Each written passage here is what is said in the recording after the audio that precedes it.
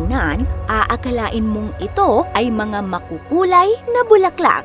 Napaka-colorful. Pero kung iyong izo-zoom in, magugulat ka dahil ito pala ay mga bisikleta. Welcome sa libingan ng mga bisikleta sa China. Halos lahat ng syudad sa bansa ay merong ganito. Nasa 25 million na abandonadong bisikleta ang nakahimlay sa mga libingang ito. May mga sira na pero karamihan ay bagong-bago pa. Ang graveyard na ito sa Xiamen City ay gabundok ang pinagpatong-patong na bisikleta. Sa sobrang taas, napakaliit ng tingnan ng tao. Sa Wuhan naman, halos matabunan na ang strukturang ito. Punong-puno rin ang graveyard sa Shanghai. At hindi lang yan, milyon-milyon pa ang nagkalat sa mga daan, damuhan, ilalim ng tulay at maging sa ilog. May mga bisikleta ring halos matabunan na ng mga damo. Pero alam mo ba, hindi naman ganito ang sitwasyon ng mga bisikletang ito noon. Ginagamit sila ng mga Chinese araw-araw. Layunin sana ng China na sa pamamagitan nito ay mabawasan ang vehicle emission at fuel consumption ng bansa. Pero ngayon, ang mga bisikletang ito ay itinuturing na bilang isang malaking disaster. Ano ba ang nangyari? Bakit milyon-milyong bisikleta ang nagkalat at inabandona sa China?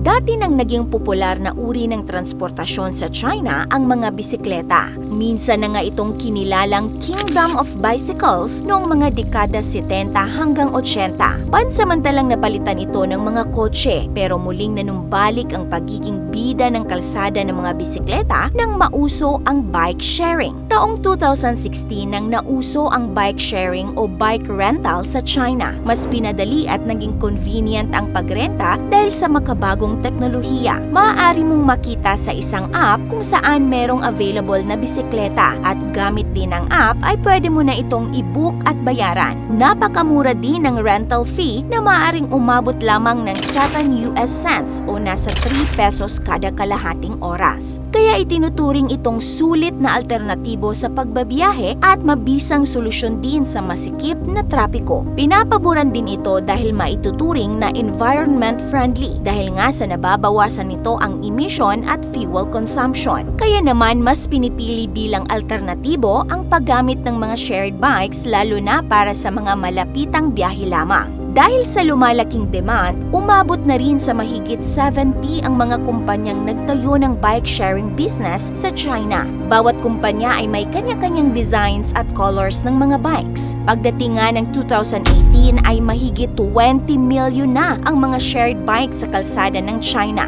Maging sa ibang bansa ay nauso rin ang bike sharing kung saan nagtagumpay ito gaya ng Taiwan at New York. Pero sa China, ang bike sharing sa halip na maging successful ay naging isa pang disaster. Paano ba naman kasi nabawasan nga ang emission at fuel consumption nila pero gabundok naman ang inabandonang bisikleta? Dahil sa dami ng mga kumpanya ng bike sharing at kawalan ng regulasyon sa pagpapatakbo nito, nagkaroon ng oversupply ng bisikleta sa lansangan. Dahil rin sa pagdami ng kompetisyon, maraming kumpanya ang nabankrupt at nagsara, kaya ang kanilang mga bisikleta ay inabandona na lamang at nag-iwan ng malaking problema sa gobyerno para linisin ito. Umabot rin sa punto na ang mga nagre-rent ng mga bisikleta ay wala na ring respeto at pangangalaga sa paggamit nito. Ang mga bike ay nava-vandalize, ninanakaw o ang iba ay basta na lamang iniiwan kung saan-saan. Yung iba ay iniiwan sa kalsada, halamanan o ilalim ng tulay. Minsan nga raw ay umabot sa mahigit 3,000 ang bisikletang natagpuang inabandona sa ilog ng Southern China. Ito'y ikinagalit ng ilang mga Chinese dahil minsan ay nahaharangan na ang daanan sa sobrang dami ng bisikleta. Pabaya at abusadong mga gumagamit. Walang maayos na patakaran ng mga kumpanya, kawalan ng regulasyon ng gobyerno na inantay munang lumala ang sitwasyon bago solusyonan. Ito ang mga naging kontributor kung bakit ang dating buhay na industriya ay naghatid sa mga bisikleta sa libingan. Ayon sa South China Morning Post, nasa 25 milyon na abandonadong bisikleta ang nakolekta ng mga lokal na opisyal para dalhin sa mga graveyards noong 2020. Ang filmmaker na si Wu Guoyong ay nakuna ng iba't ibang bike graveyards sa China.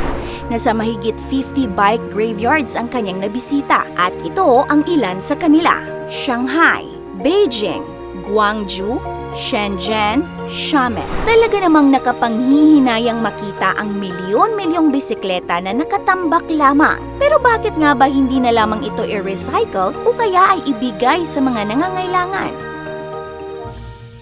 Well, yung iba naman ay idinudonate sa ibang bansang dumanas ng natural disaster. Ang kumpanyang Ofo ay nagpadala noon ng 600 na bisikleta sa Puerto Rico nang masalanta ito ng Hurricane Maria. Pero yung mga kumpanyang na-bankrupt ay kailangang isoli ang mga deposit ng customers, pero may mga kumpanyang hindi ito mabayaran. Kaya kung ang obligasyong ito nga ay hindi nila magampanan, paano pa nila i-claim ang mga naabandonang bisikleta kung saan sila'y gagastos pa? Hindi rin daw reasonable na i-donate sa ibang bansa ang mga bisikleta dahil sa mahal na shipping cost at magiging problema din daw ang pagkuha ng mga parts sa pag-repair nito dahil pagmamay-ari ng mga kumpanya ang disenyo ng mga parts at sila lang ang pwedeng mag-provide nito. May mga bisikletang mahirap din daw i-recycle dahil mahal ang pagtanggal sa mga GPS at ductless locks nito. At meron ding maging ang mga gulong ay mahirap tanggalin sa frame.